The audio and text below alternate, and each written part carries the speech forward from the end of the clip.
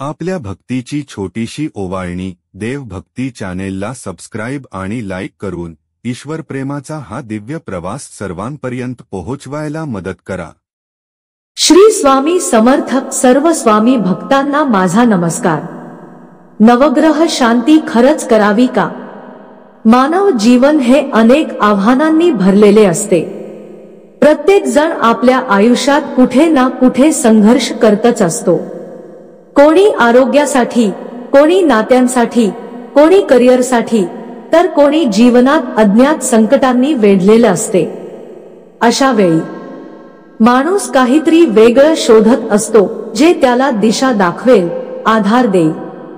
भारतासारख्या आध्यात्मिक परंपरा लाभलेल्या देशात अशा वेळी माणूस डोळे मिटून देवाकडे वळतो। देव, ग्रह, नशीब, ज्योतिष आणि शांती विधी या संकल्पना आपल्या जीवनात खोलवर रुजलेल्या आहेत। नवग्रह म्हणजे काय? भारतीय ज्योतिषशास्त्रानुसार नवग्रह म्हणजे 9 मुख्य खगोलीय शक्ती ज्या आपल्यावर परिणाम करतात। सूर्य, चंद्र, मंगळ, बुध, गुरु, शुक्र, शनी, राहू आणि केतू। हे ग्रह आपल्या जन्मवेळेच्या कुंडलीत जसे असतात तसे ते आपल्या जीवनावर विविध प्रकारे परिणाम करतात असं मानलं जातं। यापैकी काही ग्रह शुभ फल देतात, काही अशुभ। काही वेळा यांचं स्थित्यंतर म्हणजे त्यांची दशा, अंतर्दशा किंवा गोचरातील बदल यामुळे जीवनात अडथळे येऊ लागतात असं मानलं जातं। हे ग्रह जर कुपित झाले तर त्यांना शांत करणे गरजेचे मानले जाते, ज्याला नवग्रह शांती म्हणतात। नवग्रह शांती म्हणजे काय? नवग्रह शांती म्हणजे एक धार्मिक विधी ज्यामध्ये नवग्रहांना प्रसन्न करण्यासाठी यज्ञ, मंत्रजप, पूजा, होम इत्यादी केले जातात। प्रत्येक ग्रहासाठी विशिष्ट रंग, फळ, फुलं, वस्त्र, धातू आणि मंत्र असतो। त्यांना अर्पण करून, मंत्रजप करून त्यांच्या कृपेसाठी प्रार्थना केली जाते। या विधीचा उद्देश असा असतो की त्या ग्रहाचा नकारात्मक प्रभाव कमी व्हावा, आयुष्यात येणाऱ्या अडचणी दूर व्हाव्यात आणि मनाला शांती लाभावी। लोक नवग्रह शांती का करतात? या प्रश्नाचं उत्तर आपण जीवनातील अनुभवांमध्ये शोधावं लागेल। अचानक आलेलं संकट, काही वेळा अगदी सगळं सुरळीत असताना अचानक एखादी मोठी अडचण येते, अपघात, आजार, नोकरीचा तोटा, नात्यातील तणाव। माणूस विचारात करतो की असं काय घडलं? ज्योतिषाचं मार्गदर्शन, अशा वेळी अनेक जण ज्योतिषांकडे जातात। कुंडलीतील ग्रहस्थिती पाहून ज्योतिषी सांगतो शनीची 7.5 आहे किंवा राहुकेतूच्या दशेत तुम्ही आहात। मग लगेच उपाय सुचवले जातात, नवग्रह शांती, माळा घालणे, रत्नधारण करणे, उपवास करणे इत्यादी। मनाचं समाधान, नवग्रह शांती केल्यावर माणसाला एक प्रकारचं मानसिक समाधान मिळतं की मी काहीतरी केलं, देवाला प्रार्थना केली, आपल्या कर्माची भरपाई केली। श्रद्धा आणि परंपरा, आपल्या समाजात पूर्वजांपासून नवग्रह शांतीसारखे विधी केले जातात। घरात काही वाईट घडलं की आई म्हणते एक शांती करून घेऊया। लग्न ठरताना, गृहप्रवेश करताना, नवीन व्यवसाय सुरू करताना आपल्या जीवनातील महत्त्वाच्या क्षणी नवग्रह शांती केली जाते। यामागे केवळ अंधश्रद्धा नसून एक भावनिक आधार, पारंपरिक श्रद्धा आणि मानसिक उभारीही आहे। शास्त्रीय दृष्टिकोन, विज्ञान नवग्रह शांती मान्य करत नाही। वैज्ञानिक दृष्टीने ग्रहतारे आपल्यावर मानसिक, आध्यात्मिक परिणाम करत नाहीत, पण विज्ञान देखील हे मान्य करतं की माणसाच्या मनोवृत्तीवर, विश्वासांवर आणि मानसिकतेवर त्यांच्या श्रद्धेचा मोठा प्रभाव असतो। उदाहरणार्थ, जर एखादा माणूस नवग्रह शांती करून स्वतःला सकारात्मक वाटतं, त्याचं मन निर्धास्त झालं, तर त्याचे जीवन सुधारू शकतं, कारण त्याच्या विचारशक्तीचा सकारात्मक प्रभाव तो अनुभवतो। अंधश्रद्धा की श्रद्धा, इथं एक फार महत्त्वाचा फरक ओळखणं गरजेचं आहे। अंधश्रद्धा म्हणजे काहीही विचार न करता अंधपणे एखाद्या गोष्टीवर विश्वास ठेवणे, कुणाचं म्हणणं अक्षरशः पाळणं, भीतीपोटी काहीही करणं. तर श्रद्धा म्हणजे स्वतःच्या अनुभवावर, भावनेवर आधारित असलेली आंतरिक भावना जी सकारात्मक परिणाम देते.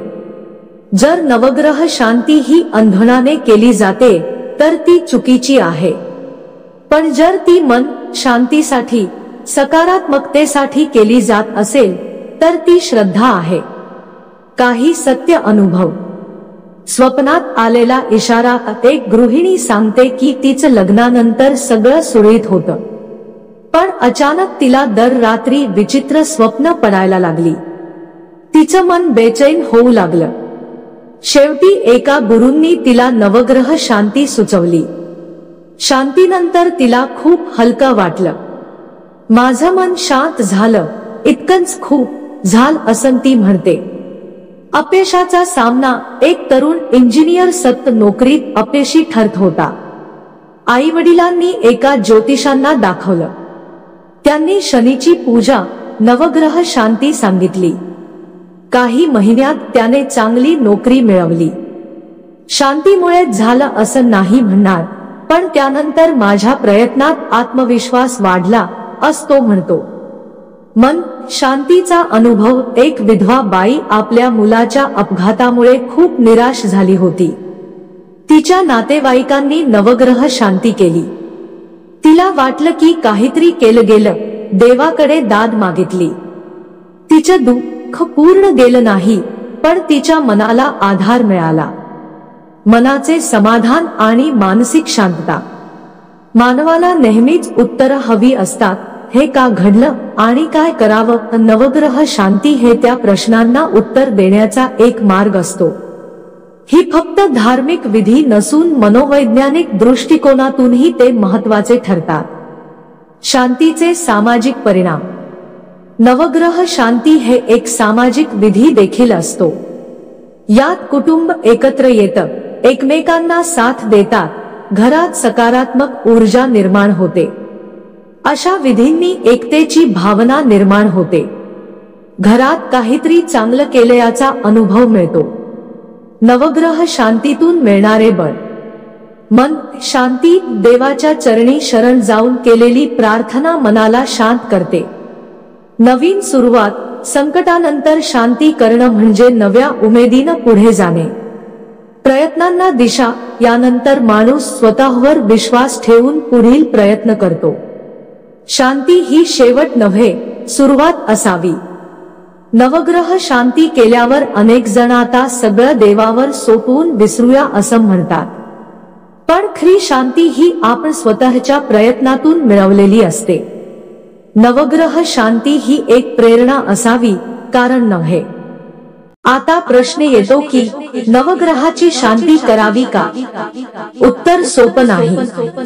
प्रत्येकाची श्रद्धा, अनुभव आणि जीवनातील अडचणी वेगळ्या असतात. पण एक गोष्ट मात्र खरी आहे, माणसाच्या मनाला शांती हवी असते, दिशा हवी असते. नवग्रह शांती ती दिशा देऊ शकते जर श्रद्धेने केली तर, मात्र अंधश्रद्धेने नव्हे. जर तुम्ही ती मन शांती साठी करत असाल, स्वतःला सकारात्मकतेने भरून काढण्यासाठी करत असाल आणि पुढे थांबता प्रयत्न करत राहणार असाल तर नवग्रह शांती नक्की करा. ग्रह तुमचं आयुष्य ठरवतात की नाही हा वादाचा मुद्दा आहे, पण तुमचं मन, तुमची श्रद्धा, तुमचा आत्मविश्वास हे मात्र निश्चित तुमचं आयुष्य घडवतात. नवग्रह शांती ही त्या श्रद्धेचा, त्या विश्वासाचा एक भाग असू शकतो जर ती कृती अंतःकरणापासून केली गेली तर.